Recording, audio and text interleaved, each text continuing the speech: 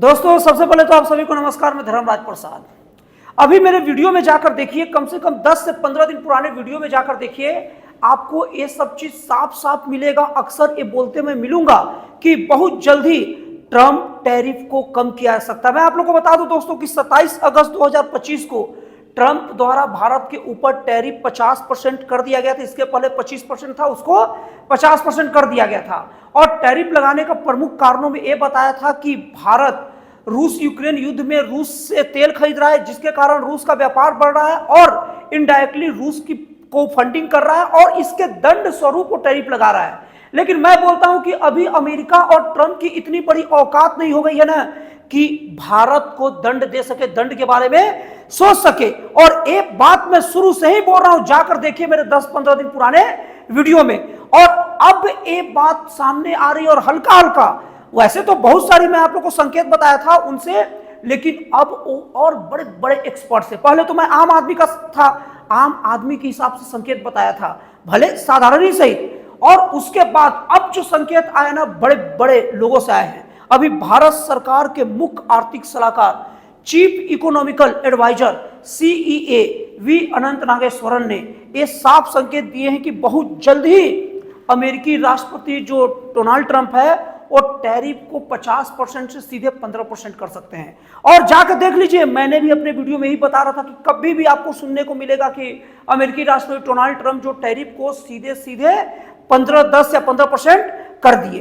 अब दोस्तों इस संकेत, हालांकि ये तो बहुत बड़े आदमी, बहुत बड़े हमारे देश के विद्वान है, इकोनॉमिस्ट है, जिन्होंने ये बात कहा है, लेकिन इसके पहले ये संकेत कई बार मिल चुके थे।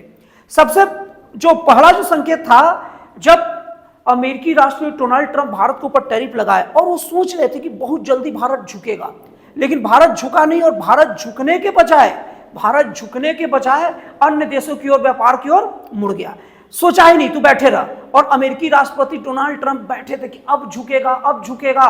और कभी भी अगर कोई एक मजबूत पत्थर दूसरे पत्थर पर जब जबरदस्ती ठोकर मारे ना, तो भले कमजोर पत्थर टूटता है, लेकिन मजबूत पत्थर को भी फर्क पड़ता है। और यहां अलग बात है कि मजबूत पत्थर इस बार भारत था।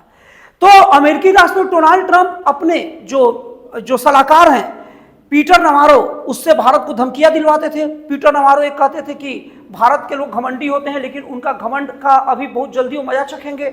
इसके बाद अपने जो वाणिज्य मंत्री है, अपने जो मंत्री हैं, मिनिस्टर्स हैं ट्रंप, हावर्ड लुटियन से ये बात कहवाते थे कि बहुत जल्दी भारत एकदम घुटने पर आ जाएगा, मोदी एकदम सरेंडर कर देंगे और बाद में ट्रंप तय करेंगे कि करना क्या भारत के साथ। इस टाइप के बहुत सारी बयानात कहवाते थे। लेकिन मोदी को पता था कि झुकोगे तो बाबू तुम ही। क्यों? क्योंकि तुमने पहला वार किया है और हम आपके तरफ व्यापार ही नहीं करना चाहते। हम अपना मान सम्मान खोकर और दबाव में आकर व्यापार नहीं करेंगे। और उसके बाद अमेरिका के कट्टर प्रतिद्वंदी रसिया और चाइना के तरफ भारत बढ़ा। रसिया तो भारत का जिगरी दोस्त है और चाइना तो भारत का जिगरी दोस्त नहीं है, लेकिन उससे दोस्ती हो चाहे ना हो, उससे डीलिंग तो कर ही सकता है। इस नाते तीनों का तीनों देश जुड़ गए और रसिया का बहुत बड़ा योगदान रहा भारत और चाइना में इकोनॉमिकल डील कराने की। अब अमेरिका समझ गया भैया कि कुछ होने वाला नहीं है। तब अब खुला संकेत आया 17 सितंबर 2025, जब हमारे देश के प्रधानमंत्री नरेंद्र मोदी जी का जन्मदिन था। संभवतः यह पहली बार ऐसा हुआ होगा कि भारत के कोई प्रधानमंत्री को इतने सारे राष्ट्र के अध्यक्ष, प्रमुख एक मतलब जन्मदिन की बधाई दिए होंगे। और यही नहीं, वीडियो बना के दिए होंगे। चाहे इजराइल के राष्ट्रपति नेतन्याहू हो, चाहे अमेरिकी राष्ट्रपति डोनाल्ड ट्रंप हो। अमेरिकी राष्ट्रपति डोनाल्ड ट्रंप तो एकदम सबसे पहले दे दिए थे और फोन पर बात किए, और वो बात कम गिड़गिड़ा ज्यादा रहे थे, क्योंकि उनको बातों में बात कम गिड़गिड़ाहट ज्यादा थी। और उसके बाद में बहुत सारे अलग अलग राष्ट्रों ने किया था। किनका किनका नाम मैं बताऊं तो अमेरिकी राष्ट्रपति डोनाल्ड ट्रंप जो सबसे पहले जो बधाई दिए और बधाई के बाद बोले, वाह मेरा दोस्त मोदी से बातचीत एक नंबर रहा, अच्छा रहा।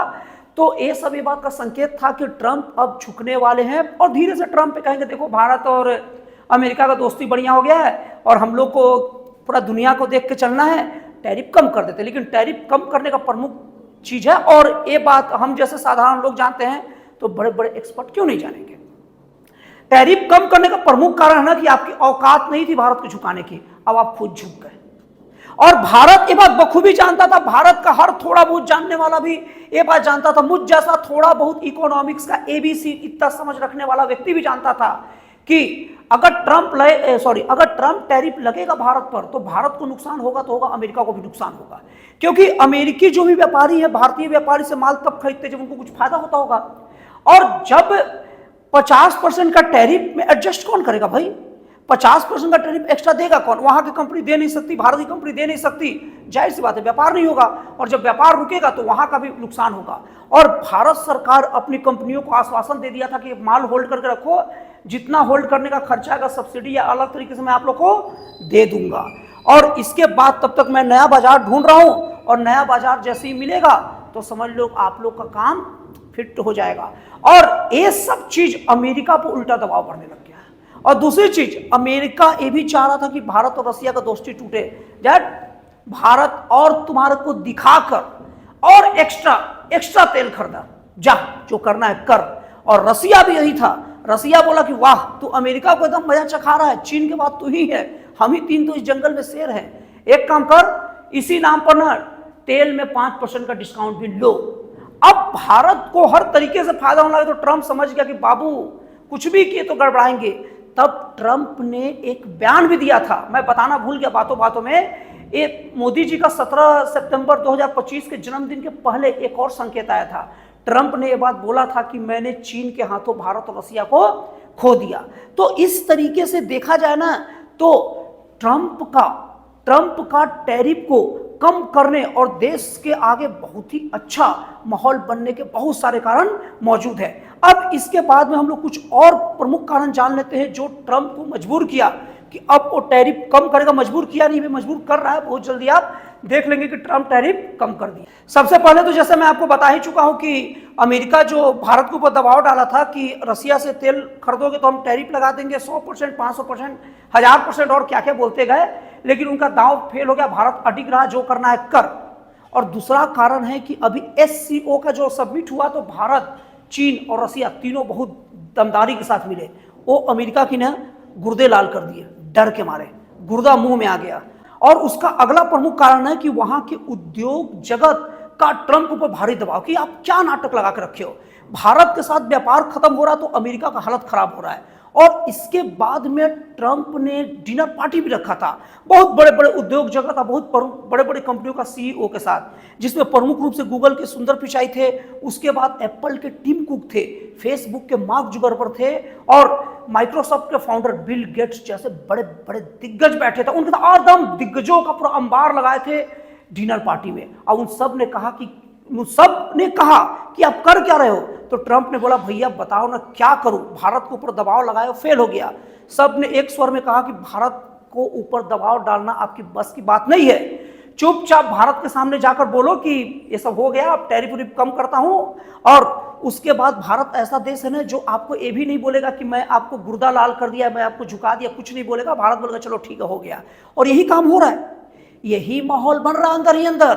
और अमेरिका को पता है और भारत देश भी ये बात है कि कभी भी अगर कोई भारत के सामने गलती करके झुक जाए ना तो भारत भी उसको ज्यादा शर्मिंदा नहीं करता। चल भैया हो गया, तेरी इज्जत में बचा लिया, चुपचाप 10% या 15% को एक टैरिफ लगाओ और हमारे देश का भी, देश के लोगों का ही व्यापार ऊंचा करो और अपने देश का ही व्यापार ऊंचा करो।